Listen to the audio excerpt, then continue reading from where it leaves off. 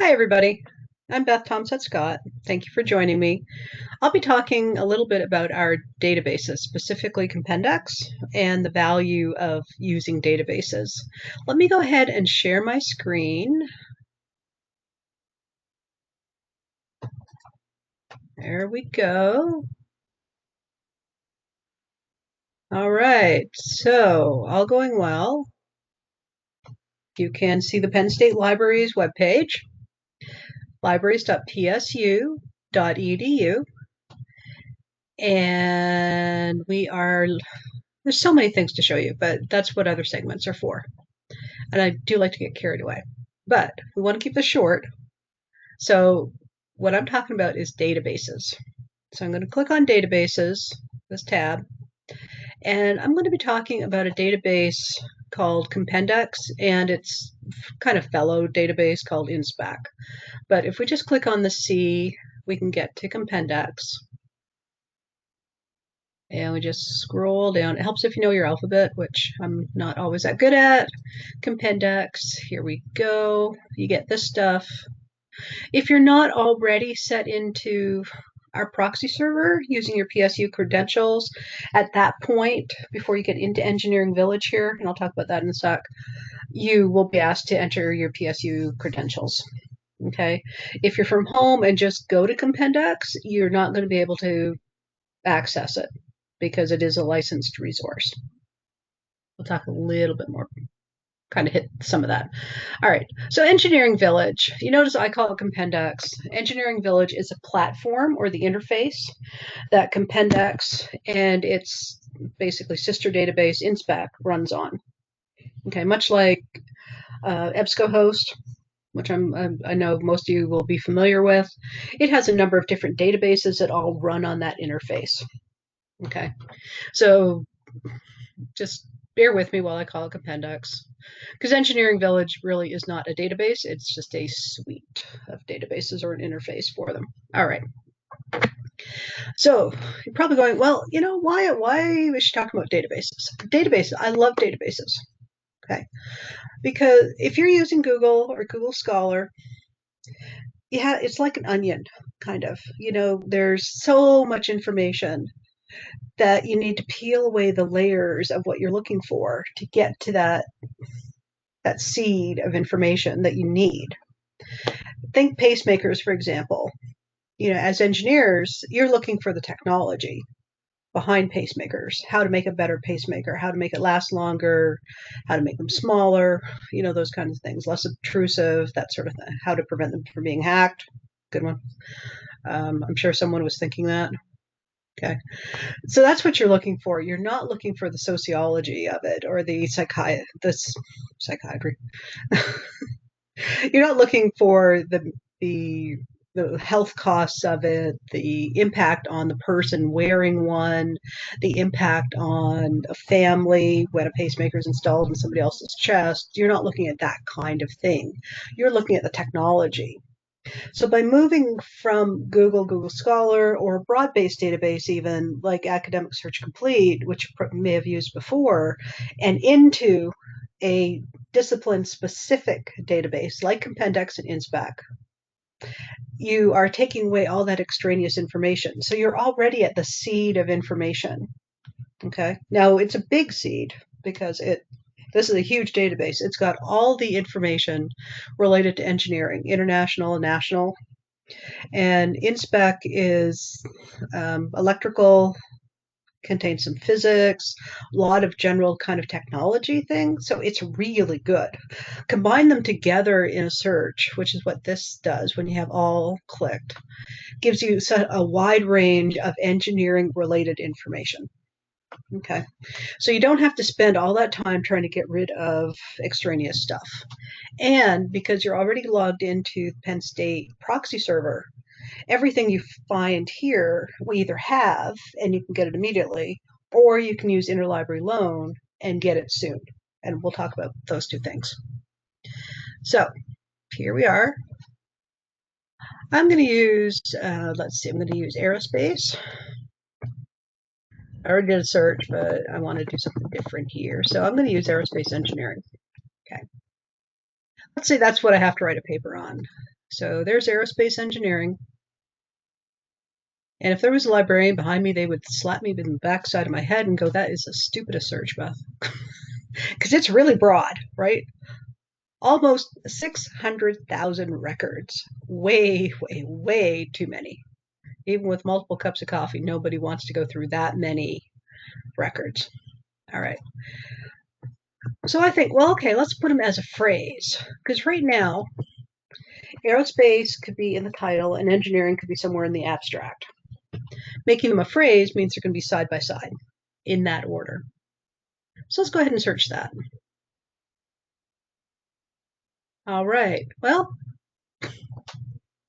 okay. We're down about half. Not bad. Not bad. Let's add another search field down here. And let's say we're after materials. So we're after the materials used in aerospace engineering. Okay, because that's our focus. Now I could do brackets, I could do material or materials or materialization in those brackets, or I could just put material with an asterisk and it will look for alternate endings of those names. Okay, or of that word. All right, let's search. And 75,000 records.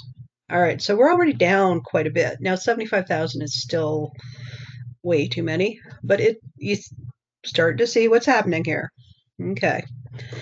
Now I'm from Canada, so I am just going to put Canada. I want to see what's happening in aerospace engineering with materials in Canada.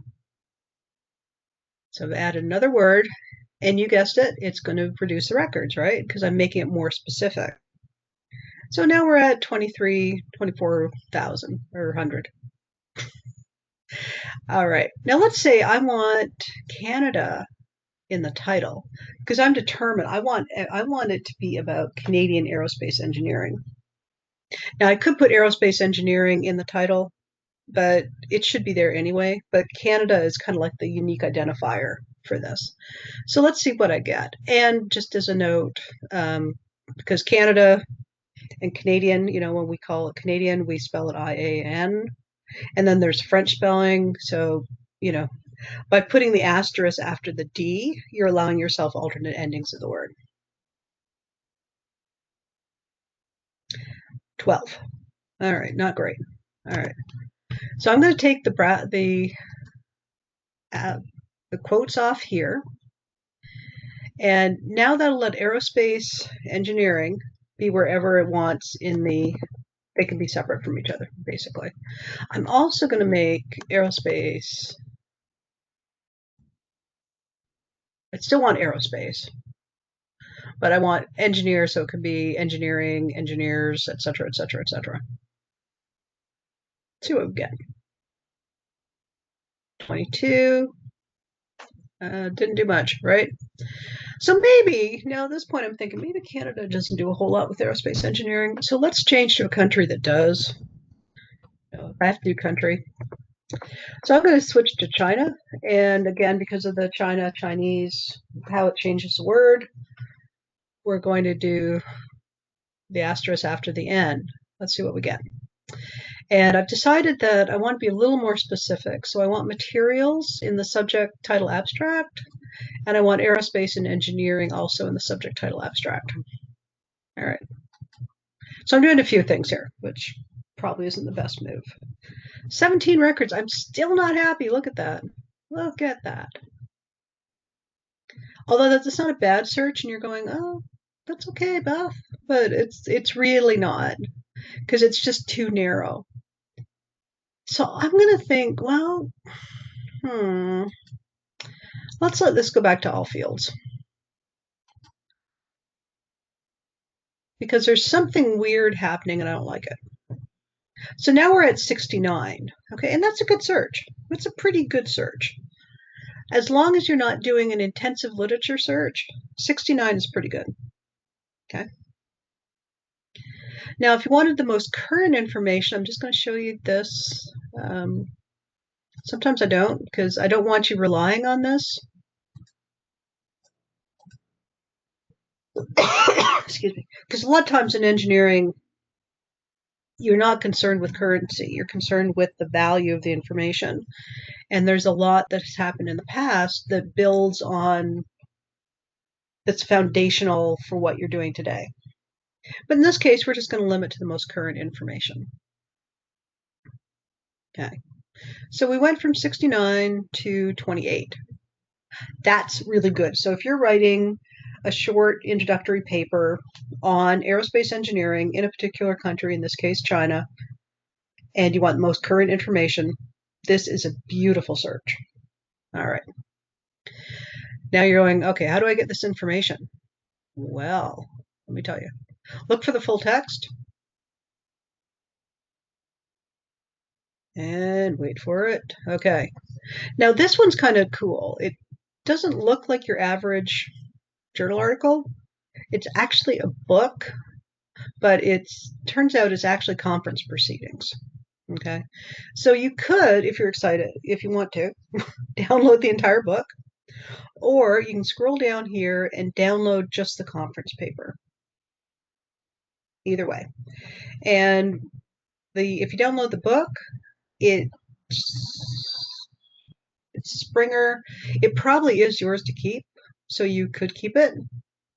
If you download the conference paper, it's definitely yours to keep. Ebooks, unfortunately, work in different ways. That's why I was a little not quite sure. Some come in PDF chapters, perfect. You download all the chapters you want, you're happy. Some let you download it for 3 days and then it kind of goes away. Others, you get a week. It's just strange. Okay. So it's very important when looking for library stuff to be flexible. And now we're going, notice same provider, although actually it's gone to Sage now, so that's very strange. But the PDF is over here. And this is just, I want to call it a nice normal journal. So download the PDF. All right. Now, if we don't have it, and there's a few that we don't have, this one down here, this is a Congress International. Some we have, our conferences are kind of hit and miss, but we can click the Get It. And so it gives us this. We can request via interlibrary loan. If you haven't heard of interlibrary loan, please take it away as something very important, because what it does is it allows you to get information that we don't have. So in this case, because I've gone from a database, it's very nicely put everything in there for me. I'm just going to double check it. If I were actually sending it, I would probably get rid of these weird little text things down here just to make life a little easier for the interlibrary loan people, because the better you can send the information to them, the faster they can get the information back to you. So then when I'm happy with it, I click submit. It goes away. They do their thing. When we're ready, it comes back to me. And I log into Interlibrary Loan and I go to available articles over here under view. And that's how I get my articles. I can also request books. These tend to be mailed, and I often say snail mailed, sometimes UPS, courier, couriers. But in general, they're going to take a little bit longer. Articles take 1 to 2 weeks, is what they like us to say. Some come much faster. It depends on which library we use as our provider and then how fast they will get it to us. Okay. Our interlibrary loan folks know who's working and who's not, which libraries are open and which ones aren't, that kind of thing. Okay. So I encourage you, do your research as soon as you can. I encourage you this, regardless of whether it's pandemic and we have limited hours and that sort of thing, because we don't always have all information that you need. And if you start early, you send in your ILL requests, interlibrary loan requests, you allow us to recall books for you, etc., then you have all the information you need when you go to write the paper. Okay. All right, so back to our databases. A couple quick things. So more limiters over here. But if you've been looking at this create account and sign in, you can create an account and it's a free account. What it does, it allows you to save your search history, set alerts, save your records, and do some other kind of interesting things. Okay. It's not necessary to do the basics that we're doing now. Okay. It's really good when you get to capstone and almost a must when you get to grad school, if you choose to go that way. Another thing I'd like to show you is let's just take a look at, we'll take a look at this one. Because I should show you what the actual article looks like, or the abstract. So abstract, as you know, you can read the abstract and see if it's about what you're looking for. Now notice that I was using aerospace engineering as a phrase, and that was limiting me because a lot of times aerospace, because this is an engineering database, when they're talking about aerospace, they're kind of talking about aerospace engineering. But by forcing aerospace engineering to be together, I was losing a lot of hits because aerospace engineering is not really a necessary term. Aerospace is a necessary term. Engineering is kind of implied. Okay. And down here we got control terms. This is controlled terms that are assigned to this article. They're assigned by Inspec or Compendex, Engineering Village in general. So if you know that you suddenly are interested in aluminum alloys, you can click on that. It gives you all articles that are tagged with that term. And then you can, again, build your search. Okay. Uncontrolled terms are ones often chosen by the authors. They can also be really useful, and if other authors have used those terms, you'll get articles with those terms. Okay. Other than that, what else did I want to show you? There's related articles. Some of these, not this one, but sometimes over here you will see reference lists. It'll say references 19 or something, and it'll give you the references that they use. If the references are in here, you can actually get to them. And if they're not, you can just see the source. Okay. I think that's all I wanted to say. So I just encourage you to contact Paul or myself if we can help further. Remember that we're here for you throughout your entire educational career. And someday maybe we'll meet in person. All right. Thank you so much and stay well and good luck with your studies.